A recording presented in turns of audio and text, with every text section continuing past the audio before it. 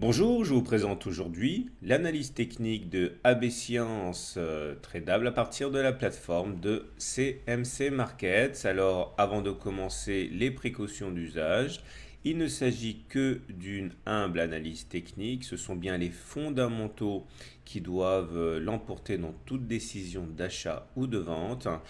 Tout ce que vous pourriez faire à partir de l'analyse technique consisterait en fait à optimiser, à peaufiner vos décisions d'achat ou de vente, mais ce sont bien les fondamentaux, les nouvelles sur la valeur qui doivent vous inciter à acheter ou à vendre. On va commencer par une analyse hebdomadaire, c'est-à-dire de moyen terme de AB Science. Là, vous voyez, si vous n'êtes pas coutumier du fait, chaque bougie correspond à une semaine de cotation.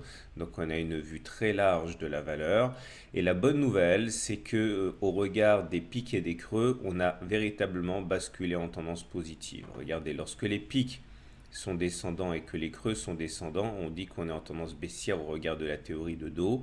Comme vous pouvez le voir, et c'est vrai depuis maintenant 2 semaines, les pics sont devenus ascendants au même titre que les creux, ce qui veut dire que la tendance est maintenant haussière. Ce point de vue plutôt favorable à moyen terme est confirmé par l'analyse de Weinstein. Ça consiste en fait à prendre la moyenne mobile à 30 semaines. La moyenne mobile à 30 semaines, si vous ne connaissez pas, c'est ça. Vous voyez, ça monte, ça descend. Ça fait la moyenne glissante des 30 dernières semaines. Et selon cette théorie, vous voyez bien que lorsque l'on est en dessous d'une moyenne mobile à 30 semaines qui descend, on est en grande vulnérabilité, on est en tendance baissière. C'est l'inverse lorsqu'on est au-dessus d'une moyenne mobile à 30 semaines qui monte, etc. Et vous voyez, c'est assez difficile à passer une moyenne mobile à 30 semaines, hein. Généralement, on bute dessus. Et la bonne nouvelle, c'est que depuis 2 semaines, on se remet au-dessus d'une moyenne mobile à 30 semaines qui monte. Et ça, c'est effectivement le fait, ça traduit le fait qu'on soit en tendance haussière au niveau de la théorie de Weinstein. Maintenant, ça ne veut pas dire qu'il n'y aura pas de consolidation, hein. Vous voyez, lorsqu'on est au-dessus, on peut avoir des consolidations assez violentes. Mais en tout cas, en termes de tendance de fond, c'est haussier. Alors, pour comprendre l'étape suivante, on va passer par un tutoriel sur la figure d'élargissement descendante. C'est quand vous avez une demi-droite qui descend et une deuxième également, mais tout en descendant, elles sont divergentes. Ça fait une figure d'élargissement descendante. Et il faut savoir que ça se casse très souvent, beaucoup plus souvent par le haut que par le bas. Et les objectifs sont assez faciles à calculer, hein, chacun étant plus ambitieux que l'autre, mais aussi plus rarement atteint. L'objectif est d'aller chercher chacun des points auxquels on a accroché la partie haute de la figure d'élargissement. Si j'en parle, c'est parce que c'est exactement ce qui s'est produit sur AB Science. On est toujours sur une unité de temps hebdomadaire, hein.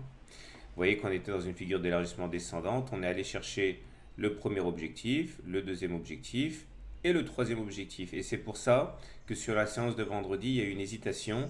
C'est parce que beaucoup de traders qui utilisent l'analyse technique ont pris leur profit sur l'objectif numéro 3. Et c'est pour ça qu'il y a eu ce retracement sur la séance, sur la dernière séance de cotation. Alors, ça nous amène également à basculer en unité jour ici. Chaque bougie maintenant correspond à une journée de cotation et on va utiliser l'Ishimoku. L'Ishimoku consiste à utiliser un ensemble de courbes. Et le plus important à comprendre si vous débutez, c'est que ceci est le nuage. Quand on est au-dessus du nuage, on bascule en tendance haussière et c'est d'autant plus vrai que le nuage commence à monter. Alors, ça ne sert pas qu'à ça, l'Ishimoku, ça nous sert également à savoir quels seront les prochains supports.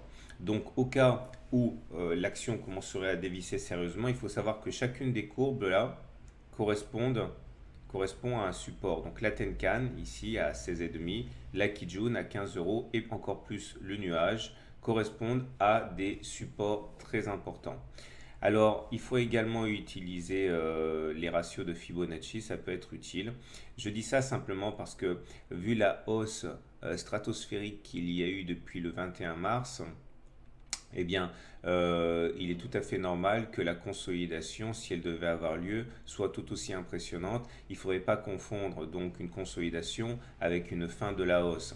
C'est pour ça qu'on utilise les Fibonacci. Alors regardez, si vous prenez le point le plus bas de la vague de hausse et le point le plus haut de la vague de hausse, vous allez avoir des niveaux qui vont se dessiner comme ça. 23,6%, 38, 50, c'est-à-dire 23,6% de la hausse, 38,2% de la hausse, etc. Et on a coutume de dire que les baisses, justement, visent ces différents niveaux. Si on va chercher 23,6% et qu'on casse, on ira chercher 38,2%. Si on casse les 38,2% qui correspondent plus ou moins à la Tenkan, on ira chercher 50% de Fibonacci qui correspondent plus ou moins à la Kijun. Donc il faut vraiment garder ça à l'esprit. Au moment où la consolidation verra le jour, il faut s'attendre à des décrochages assez violents avant d'éventuellement repartir vers le haut parce que tout simplement c'est à la mesure de la hausse qu'il y a eu précédemment. Donc, moi je vous propose de suivre cette oblique de support ici en noir. Si vous avez cette oblique de support qui lâche, effectivement, vous pourrez vous attendre à une consolidation encore plus marquée. Voilà. Donc, globalement, tout va dépendre de la valorisation que vous donnez à AB Science. Si vous pensez que cette action est loin de son potentiel de hausse, si vous pensez qu'elle vaut beaucoup plus que 18,2 euros, bon, vous pouvez acheter maintenant. Vous pouvez également attendre un retour sur eh bien, les différents niveaux de Fibonacci que j'ai mentionnés, à savoir par exemple les 23,6% à 17,7 ou encore les 50% à 15,3, vous aurez compris, pour acheter. Maintenant, si vous pensez que AB Science est déjà bien valorisée et qu'elle ne mérite pas 18,2, bah, vous pouvez vendre tout de suite si vous êtes pressé. Par contre, vous aurez un autre moment intéressant pour vendre, c'est si on casse la Kijun, là, parce que si on casse la Kijun, eh bien effectivement, là, on pourrait bien accélérer la pression baissière. Donc encore une fois, reportez-vous avant tout à la valorisation d'AB Science, surtout quand les évolutions sont aussi vives, violentes. Il faut vraiment avoir derrière des convictions en matière de valorisation. Donc voilà, je vous renvoie aux fondamentaux. Je vous souhaite une bonne journée, une bonne semaine et je vous dis à très bientôt pour une autre analyse technique.